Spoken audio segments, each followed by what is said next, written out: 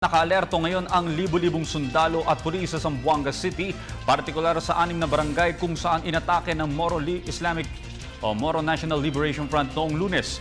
Ito'y kasunod ng pagpapatupad ng defensive mode ng security forces upang ang seguridad ng mga mamamayan. Balitaan mo kami, Waywaya Makalma. Libo-libong mga sundalo at pulis sa Zamboanga City ang nagkokordon sa 6 na barangay na nilusob ng breakaway group ng Moro National Liberation Front simula pa noong Lunes ng madaling araw. Ayon kay Lieutenant Colonel Ramon Zagala, ang security forces ng pamahalaan ay naka-defensive mode na upang tiyakin ang seguridad ng mga bihag at mga residente. Layunin din ito na mabigyan daan ang sinasagawang negosasyon na isinusulong ng Crisis Management Committee. Our troops have already cordoned off those barangays where these armed men are.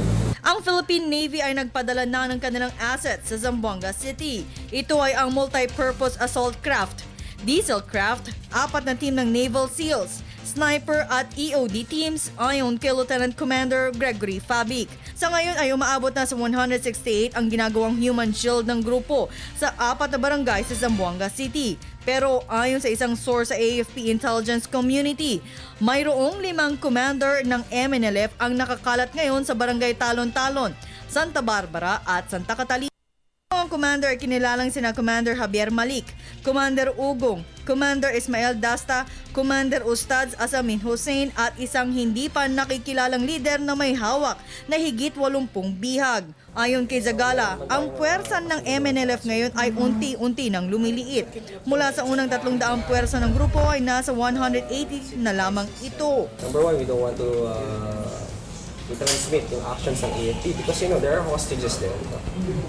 Let's keep in mind as much as we want to give news to the people, we must keep in mind the paramount ang safety ng mga hostages na. And as much as I want to give you more information and more details, what prevents me from doing that is to consider the safety.